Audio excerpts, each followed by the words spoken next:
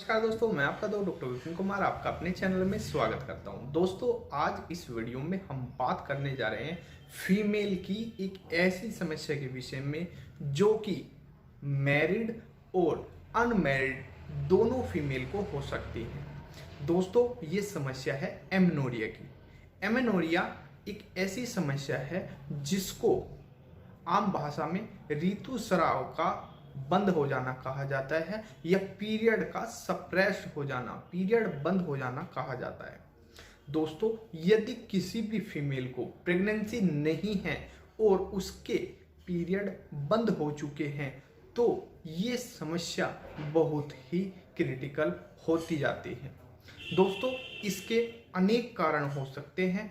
आज इस वीडियो में इन्हीं कारणों पे बात करेंगे और इसकी कुछ होम्योपैथिक मेडिसिन और कुछ खान पान से इसको ठीक करना बताएंगे, जैसे कि घरेलू उपाय।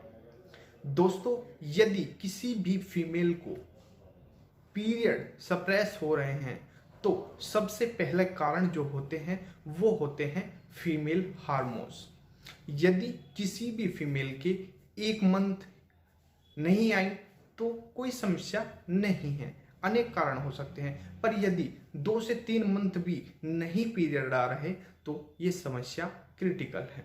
दोस्तों, इसके लिए सबसे पहले आपको करना ये होगा कि जितने भी फीमेल के टेस्ट होते हैं हार्मोन्स के वो आपको कराने चाहिए, जिसमें कि AMH, ऑक्सीटोसिन, प्रोजेस्टेरोन, ऐसे कुछ हार्मोन्स हैं जैसे थायराइड और अन्य बहुत हार्मोन्स हैं जो कि एक पैनल, अब हर जो लैब पैथोलॉजी लैब है वो फीमेल के लिए अलग से पैकेज निकालती हैं जिसमें कि फीमेल के पूरे टेस्ट आ जाते हैं, वो आपको कराने चाहिए। यदि आपको हार्मोन्स की समस्या के कारण ये समस्या है तो उनका ट्रीटमेंट आप ले सकते हैं। केवल आपको ध्यान ये रखना होगा कि आपको बाहर से कोई भी हार्मोन्स नहीं लेना है। या तो आप इसके लिए आयुर्वेदिक ट्रीटमेंट ले सकते हैं, होम्योपैथिक ले सकते हैं या फिर घरेलू नुस्खे ले सकते हैं। क्यों नहीं लेने हार्मोन्स? हार्मोन्स इसलिए नहीं लेने जब तक कि आपको घरेलू नुस्खे या फिर होम्योपैथिक आयुर्वेदिक दवाइयों से आराम लग रहा है तो फिर आप एक्स्ट्रा हार्मोन्स क्यों लें?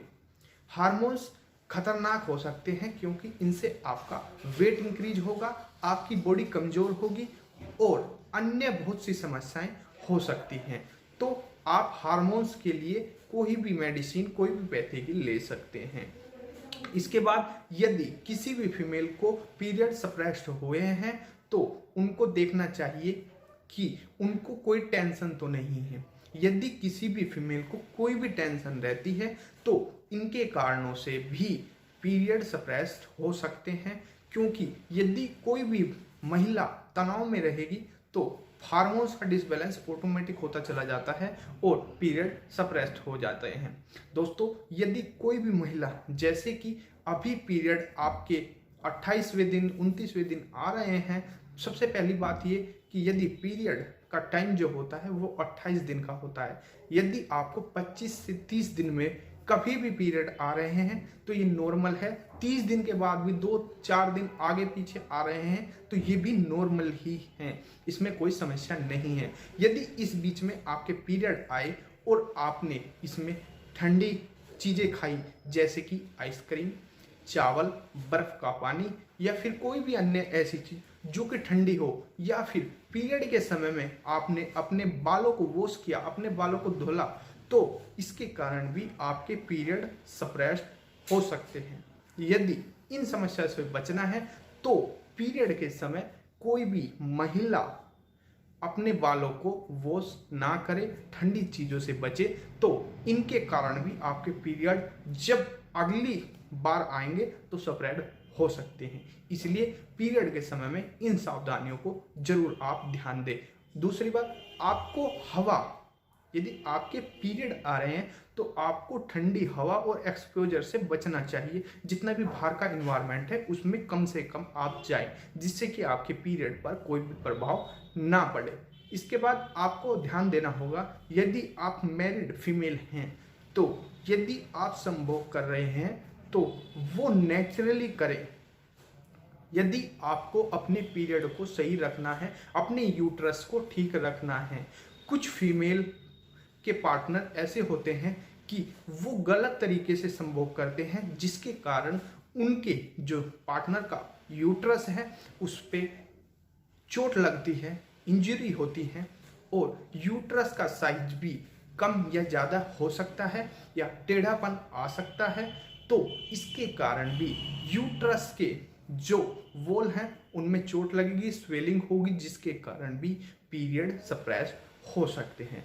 तो जितनी भी महिलाएं हैं इन चीज़ों का ध्यान दें। यदि आप मैरिड हैं तो गलत तरीके से किसी भी तरीके से आपको संभोग नहीं करना। यदि आप अनमैरिड हैं तो कुछ अनमैरिड महिलाएं ऐसा करती हैं कि वो मास्टरबेट करती हैं। किसी भी गलत तरीके से मास्टरबेट ना करें। मास्टरबेट करना किसी भी कारण से गलत नहीं कह रहे हैं, पर यदि आप गलत तरीके से या जोर दबाव से मास्टरबेट करती हैं तो उसके कारण भी आपके यूट्रस पर चोट लगती है और वो चोट आपके पीरियड को सप्रेस कर सकती हैं। इन्हीं चीज़ों को ध्यान में देते हुए और खून की कमी, यदि आपके अंदर हीमोग्लोबिन की कमी है तो उस कारण से भी आपके पीरियड सप्रेस्ड हो सकते हैं। तो दोस्तों ये कुछ कारण हैं फीमेल में पीरियड सप्रेस्ड होने के। यदि इन कारणों को ध्यान में देते हुए आप इसका ट्रीटमेंट करते हैं तो सबसे जरूरी बात कि आप होम्योपैथिक या आयुर्वेदिक पद्धति की दवाइयों का ही सेवन करें। तो अब बात करते हैं इस वीडियो में कुछ होम्योपैथिक मेडिसिन की और घरेलू उपाय की। तो जितनी भी फीमेल हैं यदि उनको पीरियड सप्रेस्ड हो रहे हैं तो उनको आधी चुटकी दालचीनी का पाउडर और आधी चुटकी काली मिर्च का पाउडर और इसमें आधा चम्मच प्योर हल्दी लेकर इसको बॉईल करें और 1 से 2 मिनट बॉईल करने के बाद हल्का गर्म आपको ये आधा गिलास पानी डेली सुबह खाली पेट लेना है। इससे भी आपके जो पीरियड हैं वो सप्रेस्ड हुए हैं तो वो नॉर्मली आने लग जाएंगे। यदि आपकी तासीर गर्म है तो इनकी मात्रा और भी कम कर सकते हैं आप। यदि आपकी तासीर ठंडी है, यदि आपका थर्मल चिल है तो आप इनको ज़्यादा भी ले सकते हैं। अब बात करते हैं इसकी होम्योपैथिक मेडिसिन की। दोस्तों आपको जिसको भी फीमेल पार्टनर को या फिर फीमेल को पीरियड सप्रेस्ड हैं तो उनको होम्योपैथिक स्टोर से अशोका मदर टिंचर लेकर आना है 30 ml और पल्साटिला मदर टिंचर लेकर आना है 30 ml और एब्रोमा एगेस्टा मदर टिंचर लेकर आना है। इन तीनों मदर टिंचरों को या तो आप एक साथ मिला सकते हैं या फिर इनकी अलग अलग 10-10 ड्रॉप एक साथ पानी में डालकर आधा कप पानी में डालकर ले सकते हैं सुबह दोपहर शाम। यदि आपको वीडियो अच्छी लगी हो तो वीडियो को लाइक शेयर सब्सक्राइब जरूर करें। धन्यवाद।